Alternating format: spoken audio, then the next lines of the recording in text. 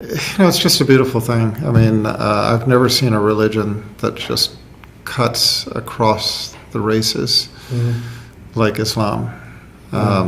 This was the wake-up point, I think, for Malcolm X. Yeah. You know, it was when he came to Mecca and Medina, when he came to the holy cities, and he described in his biography how he was praying behind an Arab imam, and he noticed that there were Caucasians in the congregation.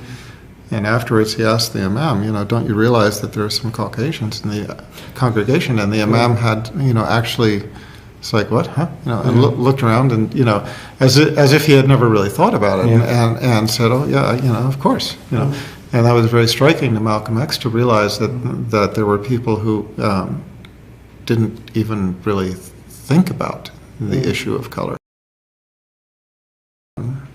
She had married me against the dictates of her religion and her church, because Roman Catholic are not allowed to marry an atheist, which is what I was.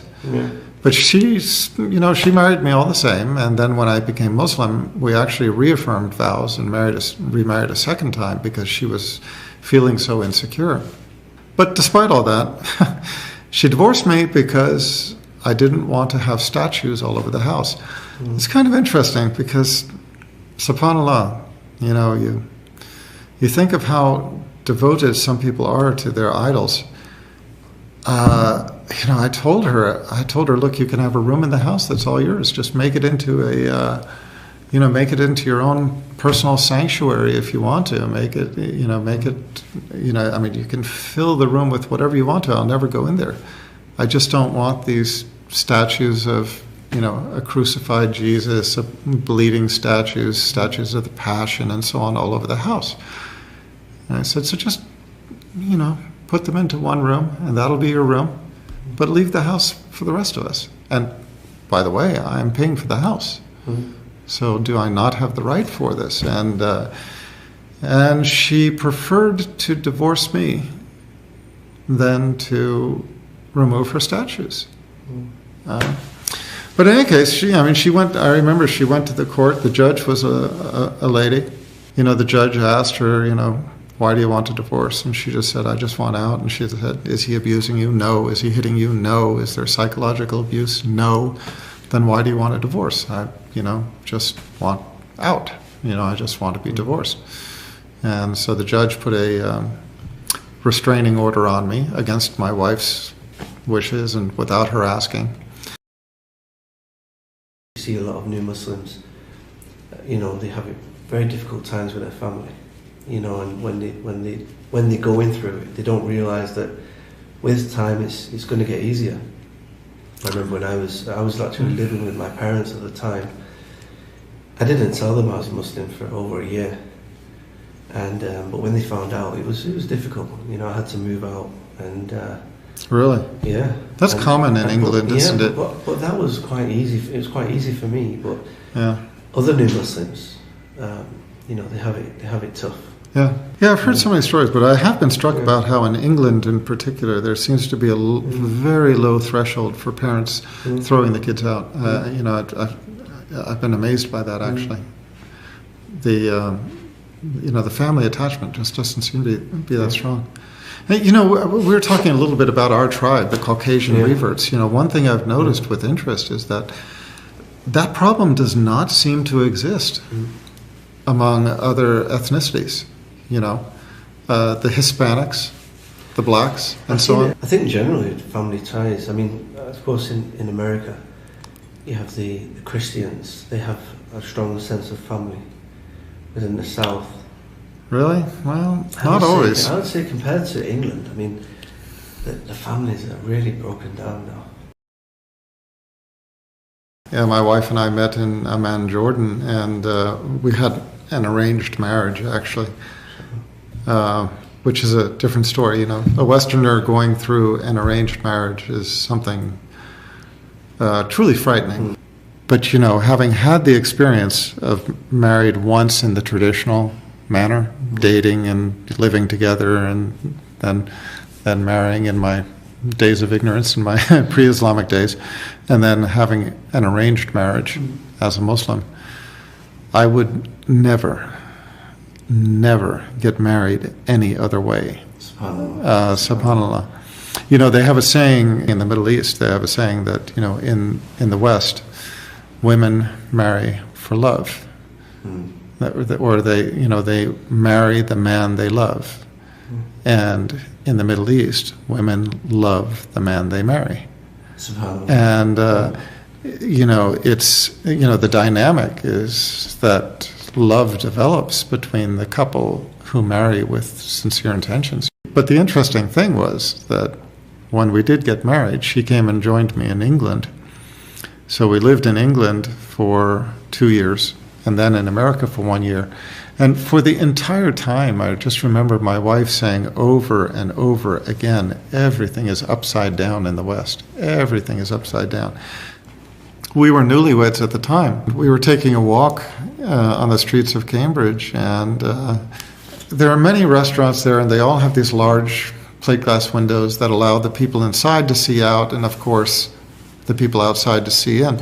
And so we passed restaurant after restaurant after restaurant, and my wife kept looking in a very curious way, looking at all of these people eating, you know, at the tables. And after 3 or 4 of these places, she asked, Abdullah, what are these people doing? I'm talking about 20-some years ago. So I guess she said, Abdullah, what are these people doing? And I said, well, they're having dinner. And with my first wife, we always ate fast food and ate out and so on. My first wife barely cooked.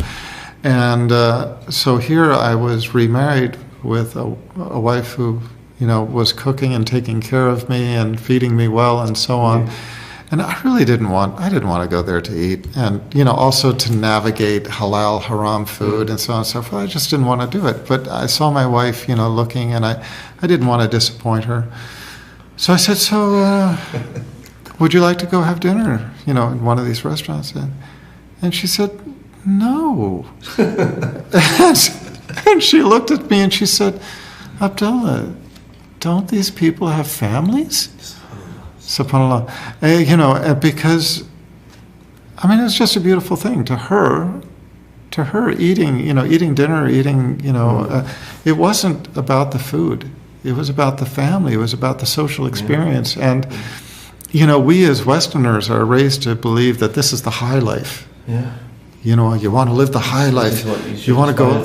Yeah, exactly. This is the, you know, this is the sign of success and so on. To her, this was like the sign of failure. These are destitute people who don't have, you know, you feel this, families to share the experience with. When you go to a Muslim country, you know, Morocco, Egypt, or wherever it may be, yeah, you really do feel this sense of family. You know, even as a tourist or a traveller, they invite you into their home. They'll give you the food. You know, they're very hospitable, and this is the culture of Islam. And they take pride in hosting people. And by the way, you know, cultures worldwide are becoming westernized. The time-honored value of Muslims, especially of the Arabs, you know, among the time-honored values are hospitality and honesty and generosity, you know, and among the Arabs in particular, people used to basically compete with one another on these things. The Arabs used to compete in these virtues, and in the West, these virtues are practically lost. I mean, one of the things that is really striking to me is just the level of moral decay in the West. Did I ever tell you why I came to Saudi Arabia? No.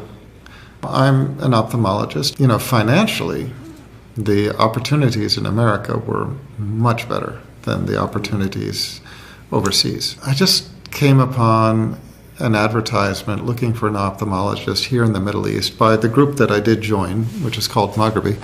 And I had interviewed for the position, and I was considering that compared with the other opportunities I had in the States, which were much more lucrative. And it was not an easy decision at the time.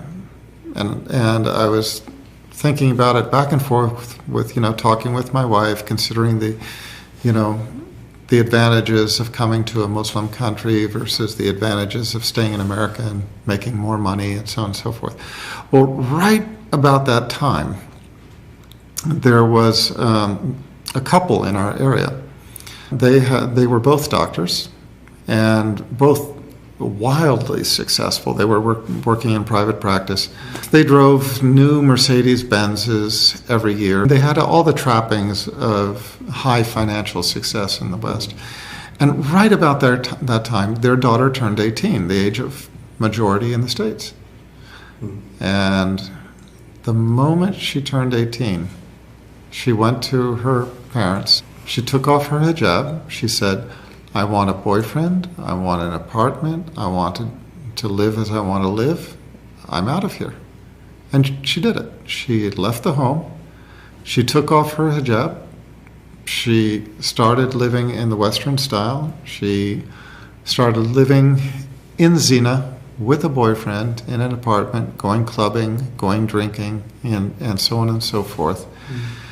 And so, the best part of that was that she was drinking alcohol and dancing, and living in Zina. The worst part of it was that she left the religion.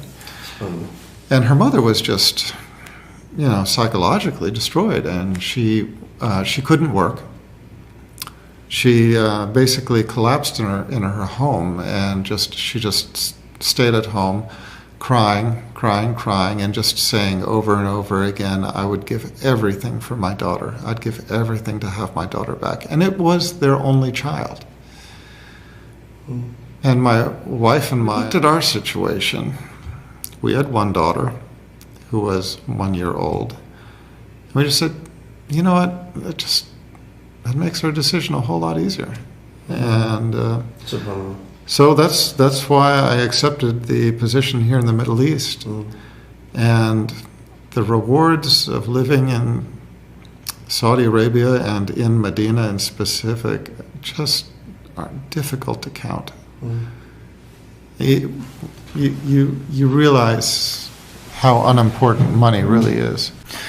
When you look back, just the blessings of living in Saudi Arabia and Medina in particular far outweighed any additional financial benefit I think I could have earned for myself in the West. My wife is Palestinian. She was born and raised in Kuwait. And then during Desert Storm, their family moved to Amman, Jordan. One time we were talking about the innocence of children raised in the Middle East.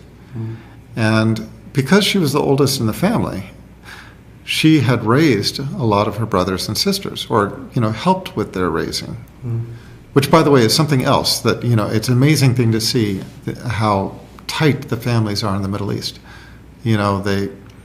They take care of one another and they nurture one another. Whereas in the West, if you take the oldest boy or girl in the family and say, help raise your brother or sister, they see that as an imposition. They see that as, a problem, a weight upon them, a restraint upon their happiness. Whereas here it's normal and they enjoy it, and you see them nurturing one another and playing with one another. But in any case, she told me that up until adulthood, she remembered how her youngest sister, even as she grew up into her teen years, when she would see on the television Tom and Jerry, and how Tom will see the female cat, his eyes would sort of bug out, and then his heart would sort of pop out of his chest, and you see this big red heart, popping out.